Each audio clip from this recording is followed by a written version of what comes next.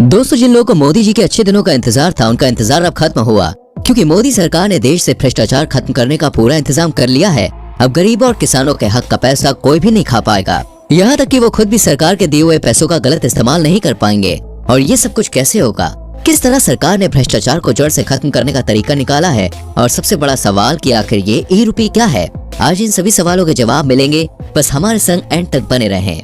दोस्तों, हमारे देश की सबसे बड़ी दिक्कत है भ्रष्टाचार। सरकार नेताओं और अधिकारियों को जनता की सेवा के लिए पैसे तो देती है, लेकिन वो पैसा जनता तक पहुंच ही नहीं पाता है और इस वजह से देश दिन पर दिन दलदल में डूबता जा रहा है। लेकिन अब और नहीं, सरकार ने भ्रष्टाचार को मुंहतोड़ जवाब देने के लिए एक तरीका निकाला है, जिसका नाम है ई-रूपी। सवाल आता है कि आखिर ये ई-रूपी क्या है? तो दोस्तों, ये यूपीआई का एक एडवांस वर्जन है और इन दोनों को ही national payments corporation of India ने बनाया है, जिसे एनपीसीआई के तौर पर भी जाना जाता है। इसका असली काम देश में होने वाले सभी प्रकार के ट्रांजैक्शन को कंट्रोल करना होता है। आमतौर पर एनपीसीआई को अम्ब्रेला कहा जाता है, क्योंकि दोस्तों इसकी छतरी के नीचे बाकी पेमेंट मोड आते हैं। अब बात करते हैं कि आखिर ई-रूपी काम कैसे करता है। तो दोस्तों, किसी को भी कोई सुविधा भेजनी होगी तो वो क्यूआर कोड द्वारा आएगी, जो बहुत तेज रिस्पॉन्ड करता है। और अगर किसी के पास मल्टीमीडिया मोबाइल फोन नहीं है तो उसे एसएमएस के जरिए एक कोड मिल जाएगा।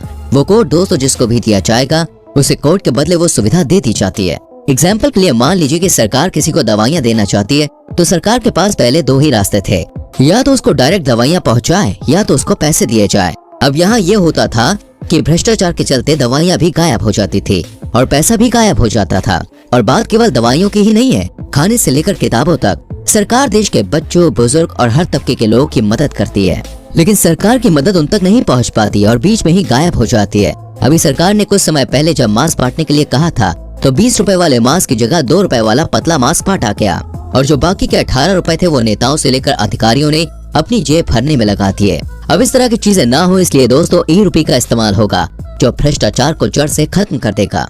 इसमें होता यह है कि सरकार अगर किसी को सुविधा नहीं देना चाहती है तो उसी सुविधा का लाभ उठाया जा सकता है और जिसको दिया जाता है केवल वही उसका लाभ उठा सकता है। अब ये काम कैसे करेगा, इसको समझिए आप। जैसे मान लीजिए एक किसान है और सरकार उस किसान को 1000 रुपए देना चाहती है ताकि वो जाकर अपने खेतों के लिए फर्टिलाइजर, यूरिया वगैरह खरीद ले। अब अगर इनको कैश पैसा दिया जाता है तो इसकी कोई गारंटी नहीं है कि वो यूरिया ही खरीदते हैं। सरकार के दिए पैसों से वो कुछ और भी कर सकते हैं। ऐसे में सरकार क्या करेगी कि उस किसान के मोबाइल पर 1000 रुपए का क्यूआर कोड भेज देगी।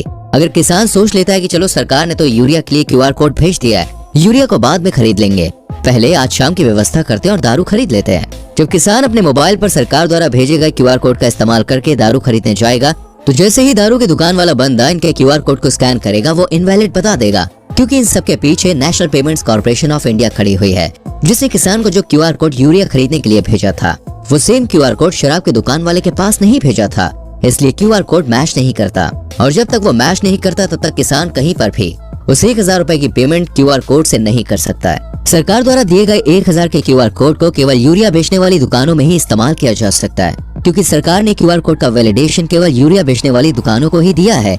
बाकी किसी भी जगह पर क्यूआर कोड वैलिड नहीं माना जाएगा और तुरंत ही पेमेंट कैंसिल हो जाएगी। यानी कि साफ तौर पर कहा जाए तो अगर किसान को यूरिया, फर्टिलाइजर वगैरह खरीदने के लिए क्यूआर कोड या फिर मैसेज कोड के जरिए मदद भेजी गई है, तो एक मैसेज किसान के पास जाएगा और वही सेम कोड यूरिया वाले के सिस्टम पर अपलोड हो जाता है और सारा ट्रांजैक्शन इन्हीं दोनों के बीच होता है। कोई चाहकर भी दूसरे किसी काम के लिए क्यूआर कोड का